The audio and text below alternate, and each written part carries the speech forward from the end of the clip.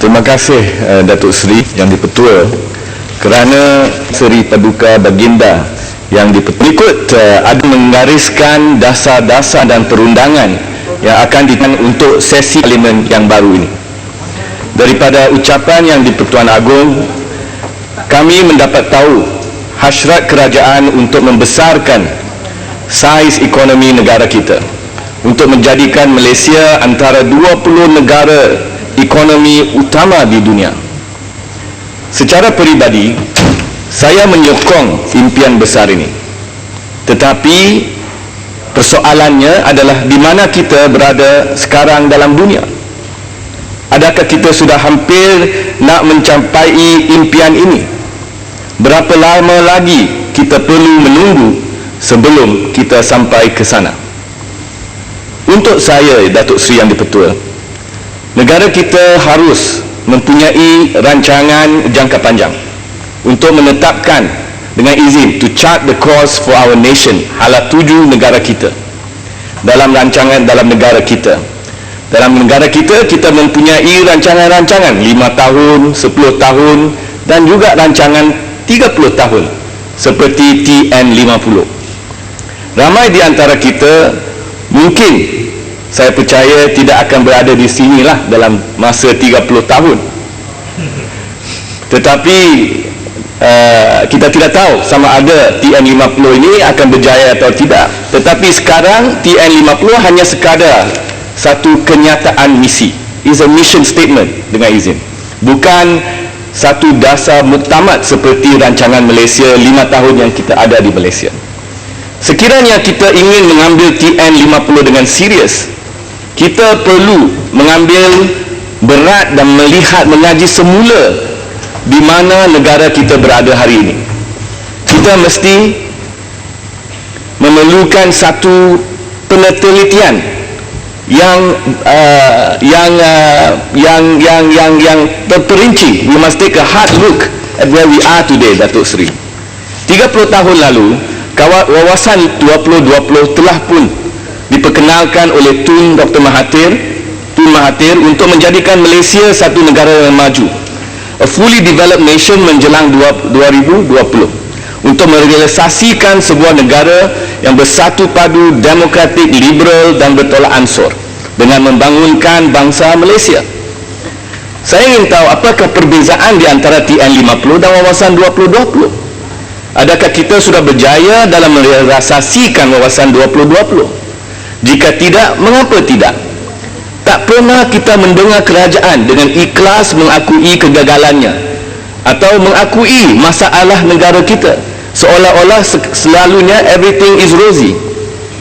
Kita tidak dengar mengenai pengangguran ataupun rasa mengesal kerajaan bahawa 6,000 pensyarah telah pun diberhentikan kerana kekangan wang. Walaupun saya tahu jumlah pensyarah ini, saya dengar kerajaan memberi penjelasan bahawa bukan 6,000 tetapi 2,000, tetapi itu masih satu jumlah yang besar. Kita hanya mendengar cerita-cerita enak mengenai apa yang ingin dibuat oleh kerajaan. Kerajaan kita seolah-olah dalam keadaan self-denial ataupun penafian diri, Datuk Seri. Datuk Seri, di dalam negara-negara barat adalah agak kerap kita mendengar sama ada di Kongres Amerika Syarikat ataupun di Parlimen, the House of Parliaments, UK, untuk menjemput tetamu-tetamu kehormat untuk berucap di Parlimen mereka. Tuan Speaker, sekiranya kerajaan kita serius terhadap TN50, mungkin kerajaan kita boleh mengadakan satu persidangan khas di Parlimen untuk menjemput Tun Mahathir untuk berucap dalam Dewan Yang Mulia ini. Beliau adalah Perdana Menteri yang paling lama berkhidmat. Beliau adalah pengarang the author of wawasan 2020. Mari kita berjemput beliau dan mendengar pandangannya sama ada cita-cita untuk wawasan 2020 telah pun dicapai dalam 30 tahun negara kita diterajui mengikut agenda wawasan 2020. Saya ingat ramai di antara kita nak tahu, tetapi mungkin kerajaan tidak akan membenarkan. Tetapi sekiranya kerajaan tidak membenarkan, saya menganggap bahawa TN50 ini tidak serius dan hanya adalah satu pertunjukan kosong Perdana Menteri untuk hiburan sahaja. Yang di-Pertua Agong juga menyentuh mengenai usaha kerajaan untuk meringankan beban rakyat, terutama B40, iaitu kumpulan yang paling susah dalam negara. Ya. Terima kasih Datuk. Saya tertarik dengan pandangan Ustaz tentang perbandingan mengenai wawasan 2020 dan TN50. Apa pandangan Ustaz apabila mendengar ucapan ataupun jawapan daripada Perdana Menteri baru ini yang menyatakan bahawa TN50 ini belum ada lagi suatu gagasan yang jelas, cumanya perlukan feedback daripada rakyat. Adakah ini satu perkara yang serius oleh kerajaan ataupun ianya sekadar satu slogan dan kemudiannya rakyat diminta untuk memberikan pandangan, justru kerajaan ini tidak ada apa-apa panduan yang nak diberikan kepada rakyat? Mohon penjelasan. Terima kasih Bukit Katil.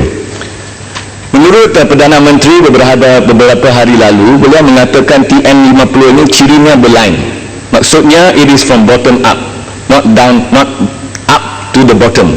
Dan rakyat akan mengambil bahagian dalam rangka dasar-dasar negara dan isu ini kalau kita lihat, Perdana Menteri pun sebelum ini pernah membangkitkan bahawa dia mengatakan dalam tahun 2009, era of the days when the government knows best is gone. Ini bermaksud bahawa rakyat atau kerajaan harus menghormati kehendak rakyat, menghormati pilihan rakyat dalam pilihan raya. Tetapi saya akan bagi satu contoh kepada Bukit Katil. Di Kedah, Menteri Besar langsung tidak menghormati pilihan rakyat. Kenapa saya sebut begitu? Sebab dalam semasa satu majlis Chinese New Year, beliau di satu open house telah pun membuat satu kenyataan di mana beliau kata dalam pilihan raya yang akan datang, Barisan Nasional akan merampas balik 5 kerusi parlimen di Kedah dengan alasan bahawa pengundi-pengundi dalam kawasan ini telah banyak rugi kerana dana pembangunan daripada peruntukan persekutuan tidak dapat disalurkan kepada kawasan-kawasan ini. 150 juta mengikut Menteri Besar Kedah. Ini untuk saya tidak menghormati rakyat, pilihan mereka untuk dalam pilihan raya. Duit ini adalah sebenarnya duit rakyat, bukan duit UMNO. Tetapi inilah yang berlaku. Sebab itu Datuk Seri yang dihormati, saya ingin sebab masa tidak mengizinkan, sebab itu saya ingin go one step forward. Untuk saya, apa yang Menteri Besar Kedah katakan itu adalah jelas tidak boleh diterima, unacceptable. Sebab itu merupakan satu ugutan politik, bukan saja kepada pengundi tetapi kepada pengundi pembangkang, dan bukan saja kepada pengundi pembangkang tetapi juga kepada pengundi yang mengundi Barisan Nasional, bahawa tidak ada akan pembangunan di kawasan yang dimenangi oleh pembangkang. Apa yang membuat ugutan ini lebih teruk adalah bahawa dia telah pun menyesat orang ramai mengenai fakta yang sebenarnya apabila mengeluarkan ugutan beliau bahawa pengundi akan rugi sebab tidak ada dana pembangunan. Ini kerana saya telah bertanya dalam sesi parlimen lepas dan saya telah mendapat jawapan dari menteri dalam Jabatan Perdana Menteri yang sebenarnya 23 juta ringgit daripada peruntukan kas Perdana Menteri telah untuk kawasan saya telah pun diperuntukkan daripada tahun 2013 sehingga 2016. Apabila saya mencabar Menteri Besar mengenai perkara ini, beliau berkata bahawa peruntukan ini hanya adalah untuk ahli-ahli parlimen Barisan Nasional. Menurutnya, ahli-ahli parlimen pembangkang harus pergi mencari dana mereka sendiri untuk membangunkan kawasan mereka sendiri. Dana persekutuan untuk membangun perbangunan adalah wang pembayar cukai rakyat, dan kerajaan mempunyai tanggungjawab dan kewajipan untuk menggunakan dana tersebut untuk membangunkan semua kawasan, tidak kira sama ada kerusi-kerusi tersebut dimenangi oleh Barisan Nasional ataupun pembangkang. Jika tidak, melihat kepada pandangan Menteri Besar, sejak dana persekutuan tidak digunakan untuk membangun kawasan pembangkang, maka pengundi di kawasan-kawasan pembangkang tidak perlulah membayar cukai kalau ikut logik Menteri Besar. tahun banyak dana diluluskan oleh Parlimen bagi peruntukan yang diberikan kepada Jabatan Perdana Menteri. Ini termasuk projek-projek khas Perdana Menteri dan projek-projek khas untuk kawasan. Projek-projek ini dan peruntukan yang disalur melalui Pejabat Pembangunan Persekutuan di setiap negeri melalui ICU, seperti projek-projek PIA, iaitu projek penyelenggaraan infrastruktur awam dan projek infrastruktur asas. Mengikut laporan ICU, dalam tahun 2015 sebanyak 300 juta ringgit diperuntukkan untuk membuat projek-projek kecil, penyelenggaraan pagar pokok pondok, bangunan mencat, kerja jalan, penyelenggaraan tandas dan sebagainya untuk sekolah surau. Dan ini bukan saja peruntukan yang seperti yang saya sebutkan tadi. Projek Mesra Rakyat dalam tahun 2015 sebanyak 670 juta diperuntukkan, dan dalam bajet lalu 800 juta diperuntukkan untuk projek Mesra Rakyat. Dan saya difahami bahawa setiap kawasan Parlimen untuk peruntukan khas Perdana Menteri diberi sebanyak 5 juta, dan jumlah ini setahun telah pun naik sehingga 7 juta setahun. Kalau itu betul, we are looking at billions of ringgit setahun digunakan oleh kerajaan untuk pembangunan, yang kita tidak tahu sama ada wang ini digunakan dengan betul atau tidak. Walaupun ahli Parlimen peruntukan ahli Parlimen untuk kerusi pembangkang dirampas, dalam erti kata bahawa peruntukan ini tidak diberikan kepada ahli Parlimen pembangkang dan disalurkan melalui penyelaras BN, dan yang mengikut pengetahuan saya yang biasanya diselaras oleh Ketua Bahagian Amma Kawasan, kerajaan masih bertanggungjawab kepada pembayar cukai atas bagaimana dana pembangunan kawasan mereka telah pun digunakan. Jika peruntukan untuk kawasan mereka telah dibelanjakan dengan betul dan sama ada peruntukan dan penggunaan dana ini mensasarkan keperluan pembangunan masyarakat tertentu di kawasan-kawasan berkenaan.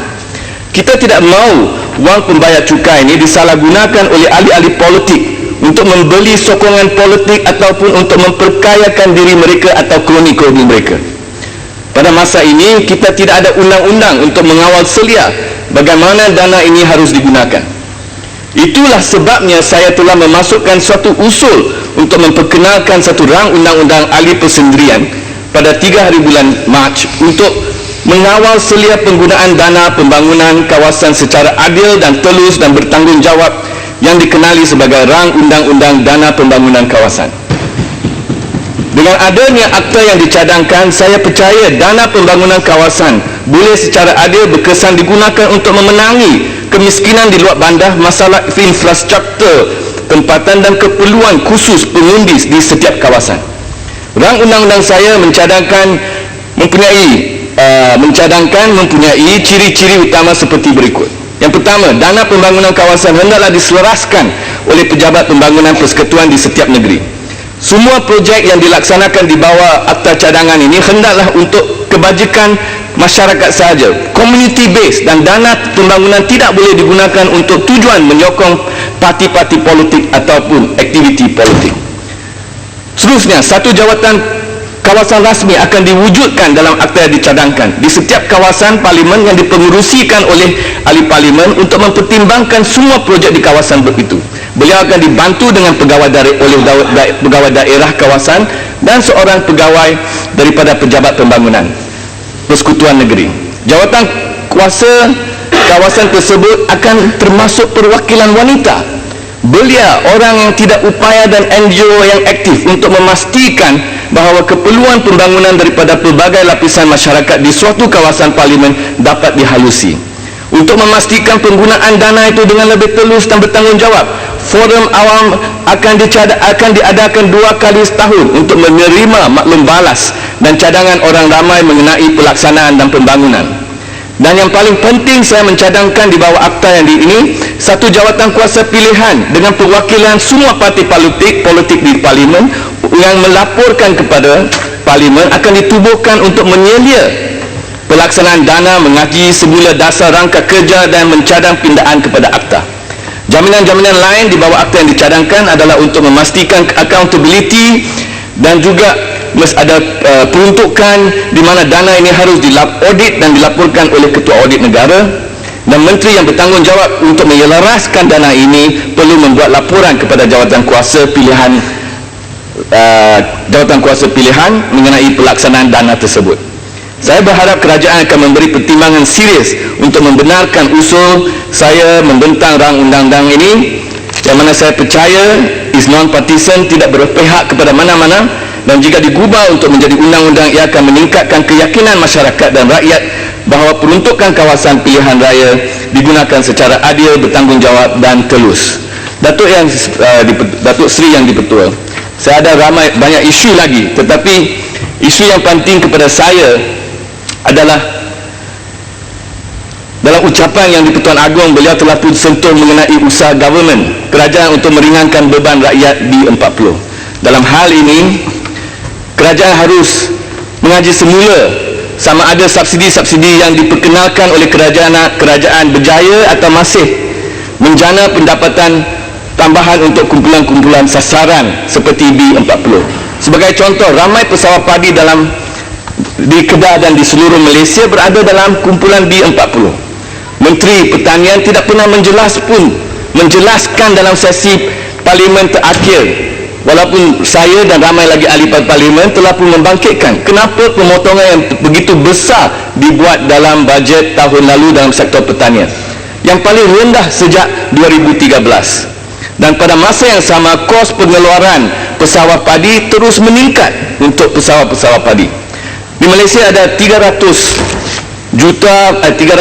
ribu pesawat padi di Malaysia, dan dengan anggaran saya membaca 80,000 di Kedah. Ada yang rekod yang lain kata yang lain. Purata saiz plot, nah ini saya mengkaji dengan sendiri dengan bantuan pesawat-pesawat padi, iaitu satu saiz plot, satu bendang yang kecil adalah sekadar 1 sehingga 1.5 hektar. Dan saya tidak ada masa untuk masuk kepada butiran itu, dan hasil yang kita tahu adalah daripada pendapatan bulanan untuk 1 hektar ialah hanya RM600 sahaja, Datuk Seri Yang di-Pertua. Ini sangat mengejutkan dan jauh lebih rendah daripada purata pendapatan negara yang kita ada sekarang ini. Kalau mengikut sensus kerajaan, the average national income per month in Malaysia of household adalah 6,141, dan perbelanjaan negara kita, perbelanjaan isi rumah di Malaysia adalah di Kedah adalah 2,791. Ini bermaksud pendapatan yang pesawat padi mendapat tiap-tiap bulan ini memang tak cukup untuk hidup pun. Tetapi pada masa yang sama, Bernas kita tahu dimiliki oleh seorang peniaga besar, diberikan manfaat yang luar biasa oleh kerajaan, monopoli untuk mengimport beras, sedangkan harga beras import sedang meningkat, pengecualian beratus-ratus juta setahun daripada membayar cukai import ke atas beras. Manakala negara-negara seperti Jepun, Korea, saya selalu dan pernah membangkitkan isu ini, mengenakan cukai import yang sangat tinggi atas beras import untuk melindungi industri beras tempatan. Bernas tidak perlu bersaing dengan syarikat-syarikat yang lain di Malaysia sebab mereka ada monopoli. Datuk Seri Yang di-Pertua, saya faham bahawa Bernas sekarang sudah pun melobi untuk melanjutkan perjanjian konsesi mereka yang akan tamat dalam tahun 2021. Adakah ini benar?